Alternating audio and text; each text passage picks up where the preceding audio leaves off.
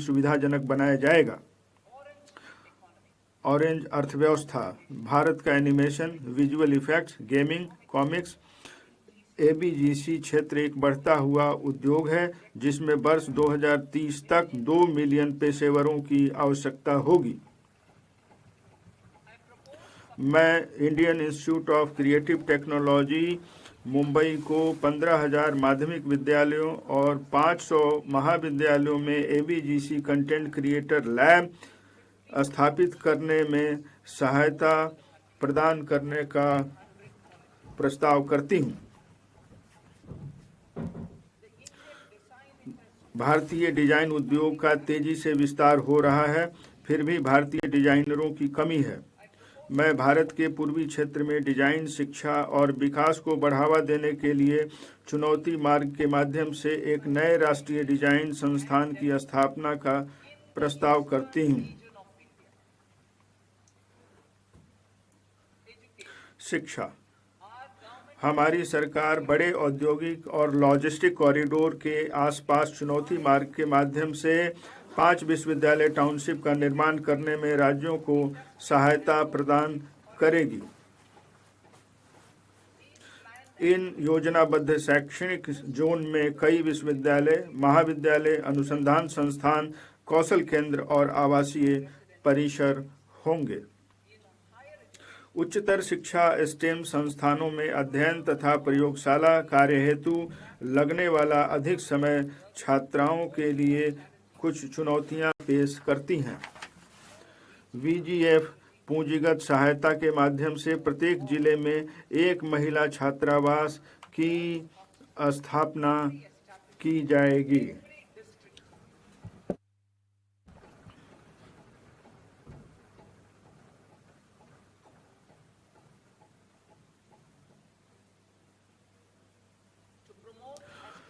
गहन अनुभव के माध्यम से खगोल भौतिकी और खगोल विज्ञान को बढ़ावा देने के लिए 4 टेलीस्कोप अवस्थापना सुविधाओं, national large solar telescope, national large optical infrared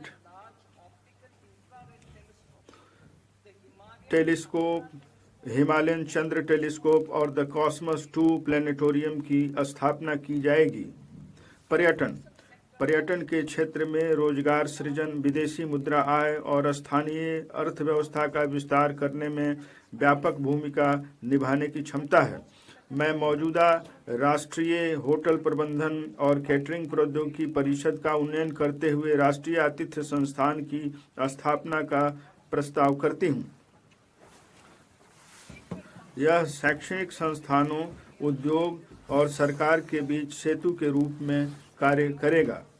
मैं भारतीय प्रबंधन संस्थान के सहयोग से मानकीकृत हाइब्रिड मोड में 12 सप्ताह के उच्च गुणवत्ता प्रशिक्षण पाठ्यक्रम के माध्यम से 20 प्रसिद्ध पर्यटन स्थलों में 10,000 गाइडों के कौशल उन्नयन हेतु प्रायोगिक योजना का भी प्रस्ताव करती हूँ।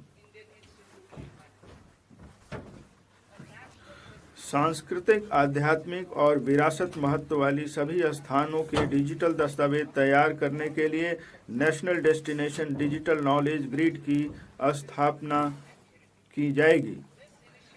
यह पहल स्थानीय अनुसंधानकर्ताओं, इतिहासकारों, कंटेंट क्रिएटर्स और प्रौद्योगिकी भागीदारों के लिए रोजगार के नए परिवेश का सृजन करेगा। भारत के पास विश्व स्तरीय ट्रैकिंग और हाइकिंग का अनुभव प्रदान करने के लिए क्षमता तथा संभावनाएं हैं। हम निम्नलिखित के लिए सतत परिवेश तंत्र विकसित करेंगे। हिमाचल प्रदेश, उत्तराखंड और जम्मू एवं कश्मीर, साथ में पूर्वी घाट में अराकू घाटी और पश्चिमी घाट में पोदिगई मलाई में माउंटेन ट्रेल, ओडिशा, कर्नाटक और केरल के तटीय क्षेत्रों में प्रमुख आश्रय स्थलों के पास टर्टल ट्रेल्स और आंध्र प्रदेश और तमिलनाडु में पुलिकट झील के किनारे बर्ड वाचिंग ट्रेल्स।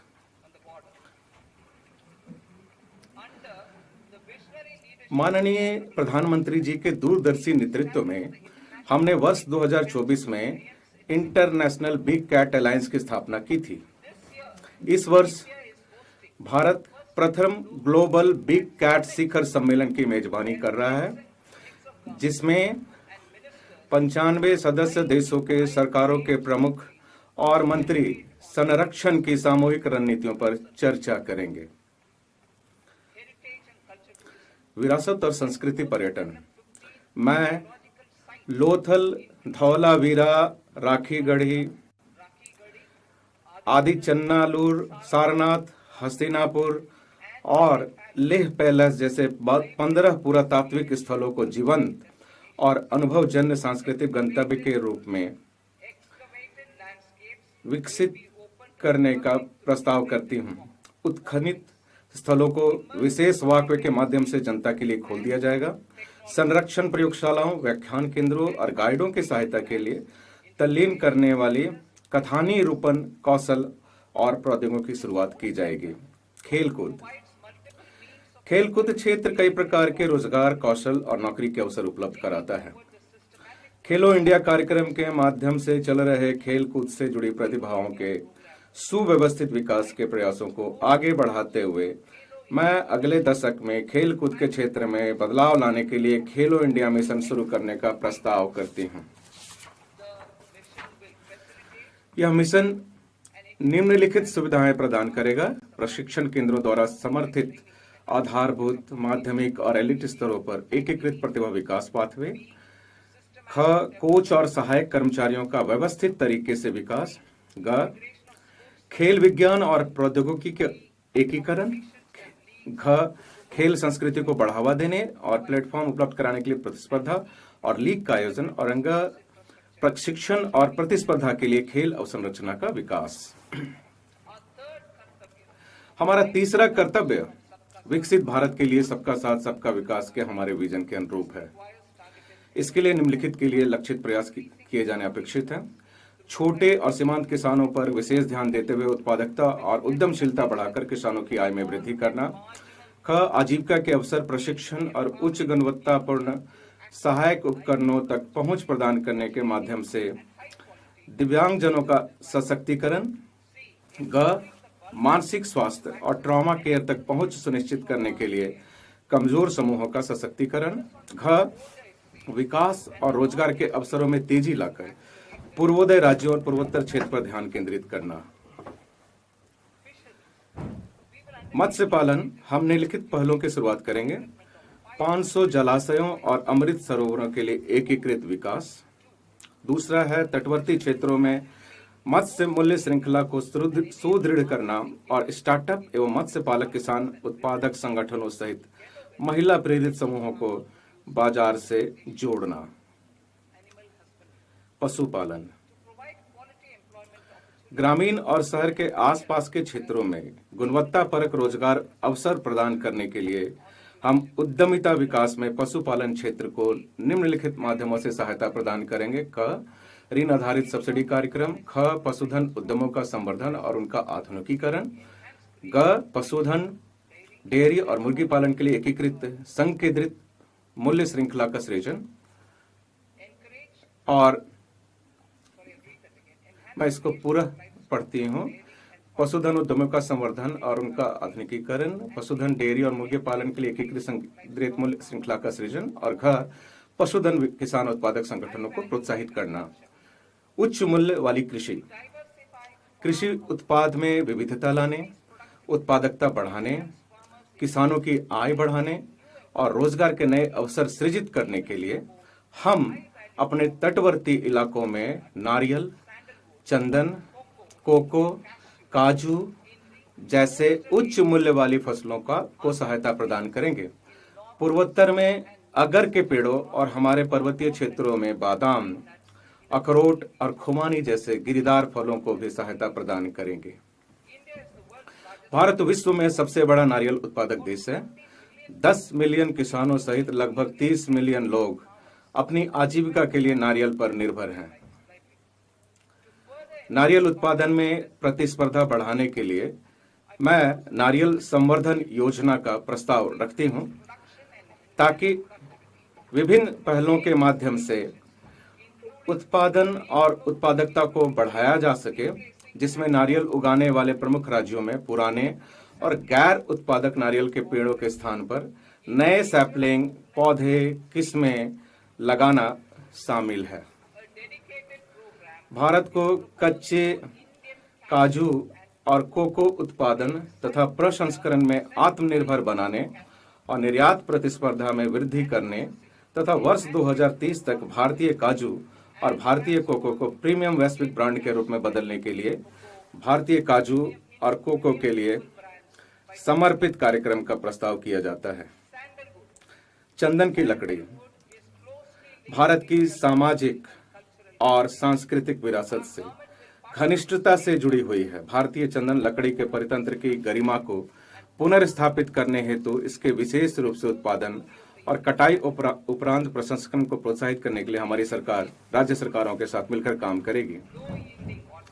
पुराने कम उपज वाले फलों उद्यानों के संरक्षण और पर्वतीय क्षेत्रों में अखरोट, बादाम और खुमानी के अधिक पैदावार को बढ़ाने के लिए एक समर्पित कार्यक्रम के माध्यम से किसानों की आय बढ़ाने और युवाओं को शामिल करके मूल्य वर्धन करने के लिए सहायता प्रदान की जाएगी। भारत विस्तार कृषि संसाधनों तक पहुंच के लिए आगामी एकीकृत प्रणाली। मैं भारत विस्तार का प्रस्ताव करती हूं, जो एक बहुभाषीय एआई टूल है और जिसे एआई प्रणाली सहित कृषि संबंधी प्रणालियों के लिए ICAR पैकेज सहित एग्री स्टैक पोर्टल के रूप में एकीकृत किया गया है। इससे कृषि उत्पादकता में वृद्धि होगी, किसानों को उचित निर्णय लेने में सक्षम बनाएगा और अनुकूल परामर्शी सहायता प्रदान करते हुए जोखिम को कम करेगा। ग्रामीण महिला प्रेरित उद्यमों के लिए शी मार्ट लखपति दीदी कार्यक्रम की सफलता से आगे बढ़ते हुए मैं महिलाओं को ऋण आधारित आजीविका से उद्यमों का स्वामी बनाने के लिए अगला कदम उठाने में मदद करने का प्रस्ताव करती हूं।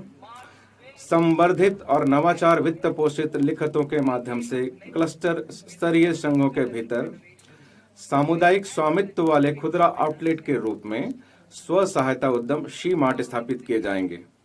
दिव्यांगजन सशक्तिकरण, दिव्यांगजन कौशल योजना, IT AVGC क्षेत्र, आतिथ्य और खाद्य एवं पेय क्षेत्र कार्य उन्मुखी तथा प्रक्रिया आधारित भूमिका प्रदान करते हैं, जो दिव्यांगजनों के लिए उपयुक्त है। हम प्रत्येक दिव्यांग समूहों के लिए उद्योग संगत और अनुकूल विशिष्ट प्रशिक्षण के माध्यम से सम्मानजनक आजीविका के अवसर सुनिश्चित करेंगे। दिव्यांग सहारा योजना सभी पात्र दिव्यांगजनों के लिए उच्च गुणवत्ता वाले सहायक उपकरणों तक समय से पहुंच एक मूलभूत आवश्यकता है।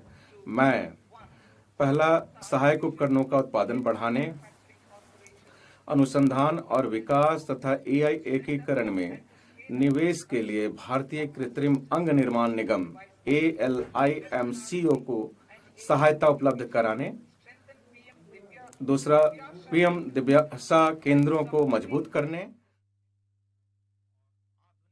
केंद्रों के रूप में सहायक प्रौद्योगिकी मार्ट की